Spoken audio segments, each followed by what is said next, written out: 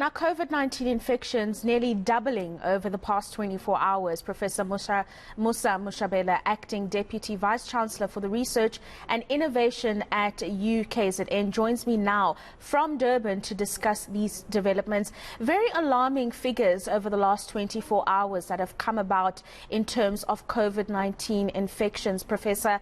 And I'm just wondering, with the almost doubling of those numbers, is the fourth wave closer than what was anticipated, which was mid-December? Yeah, good evening, and to the viewers as well. I think that we just have to, for all intents and purposes, while we wait for the numbers or the metrics to be confirmed that we are officially in the fourth wave, to just accept that given the trends and the numbers that we are seeing, that for all intents and purposes, we are really entering the fourth wave, so that we do not delay in our preparation and the response. We need to activate the different ways in which we need to brace ourselves and also to prepare ourselves to face up to the fourth wave, especially not just on the side of the department and government, but really on the side of the public in South Africa, not just in Gauteng, but all the provinces as well. I mean, we've been dealing with the pandemic for almost 2 years now, Professor, and I'm just wondering if the fourth wave coming in, do you think our health facilities will be able to handle it a little bit better, because a third of the population is vaccinated, so we might not see that much pressure on our health institutions?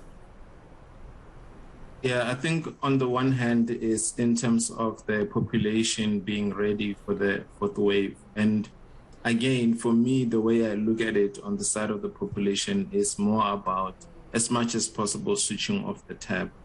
If we can find ways to make sure that people who are diagnosed are able to isolate and they don't infect too many people, and also those who are having symptoms are able to test so that they can contact their contacts or inform their contacts so that people can quarantine. We just need to make sure that we slow down the spread. This variant does seem to be spreading quickly, in the population. And if it does, then it might get to a point where, if unchecked, it may still overwhelm the health system.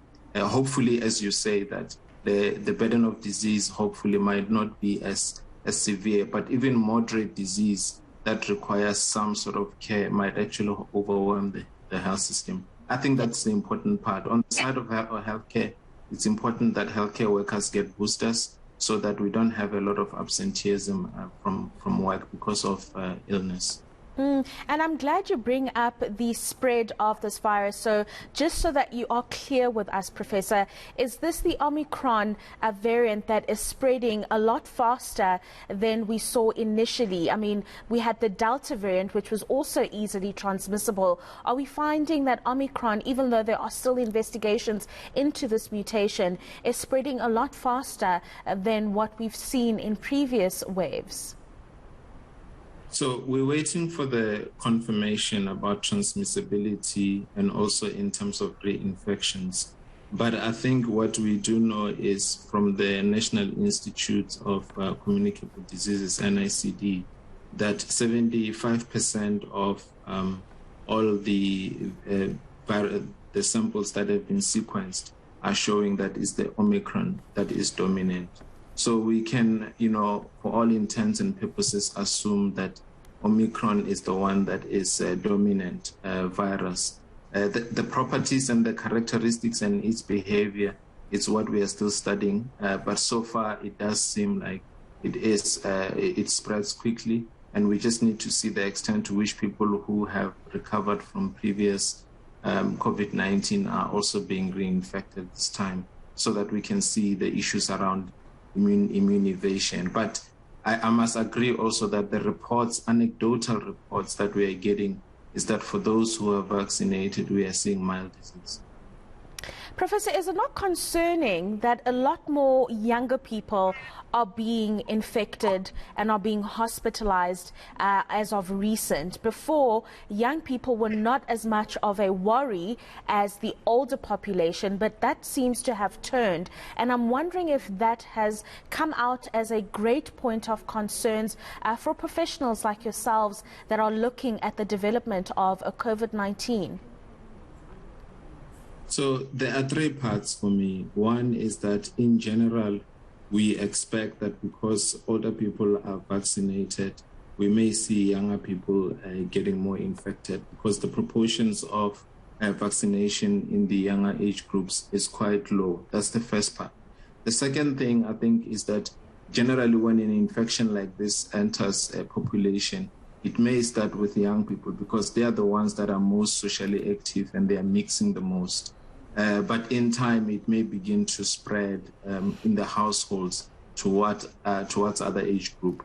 The third thing that for me is perhaps the most curious is the fact that much younger children, less than 2 years old, are also ending up in hospital because of infection.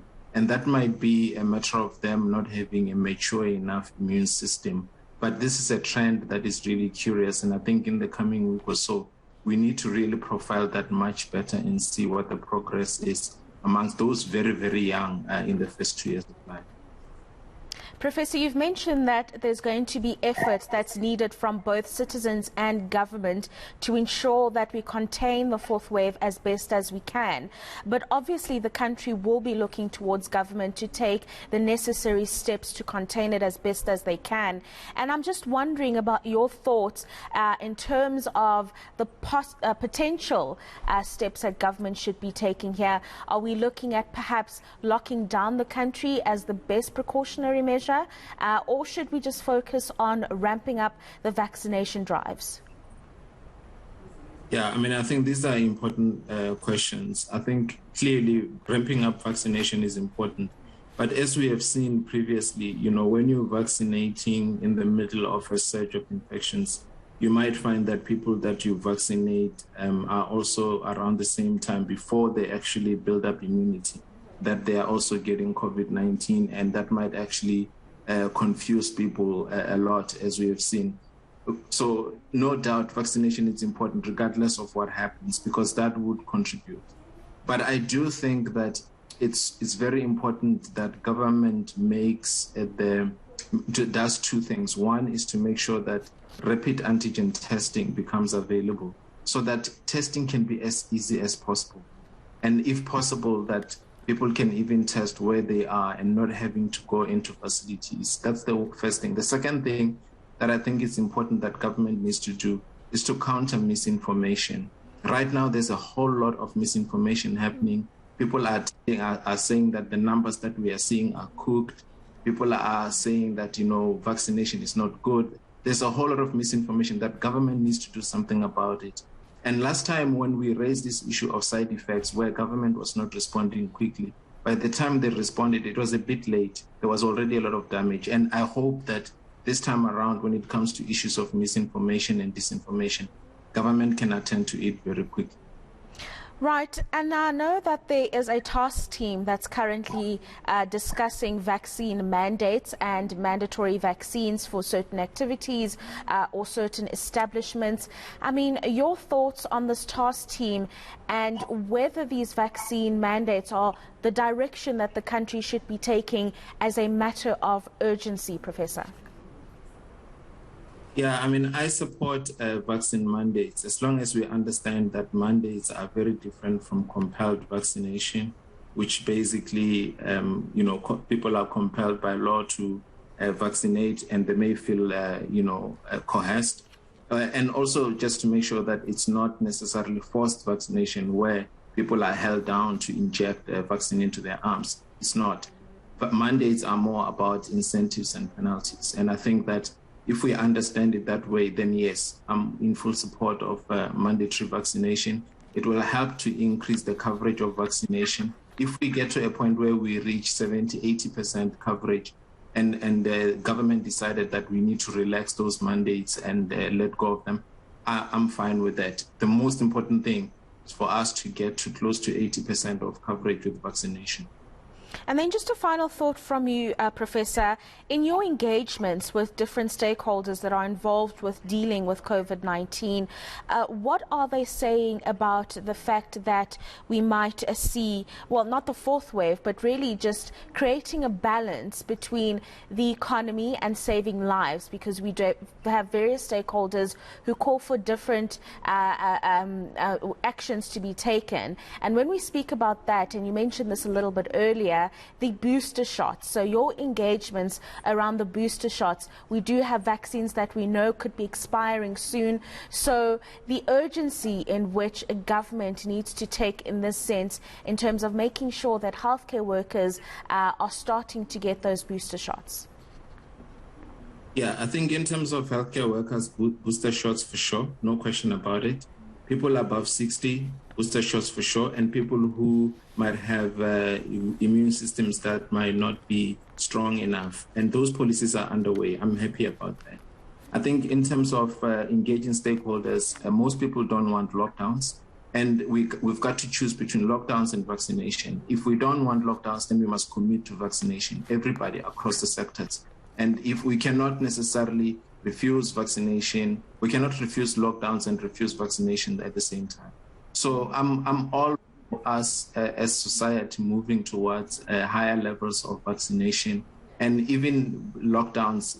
I'm okay if we don't necessarily impose them. There's a lot of concerns around high levels of unemployment, poverty issues that might actually get worse if we keep going with this notion of lockdowns. We want as much as possible to live with COVID-19. Our projections, until we know more about this variant, are that we may be able to get through it if our vaccination actually gets better. So I would say that let's move more towards supporting vaccination, try as much as possible to avoid lockdowns, and as much as possible provide that social protection that is needed for people who are vulnerable in society.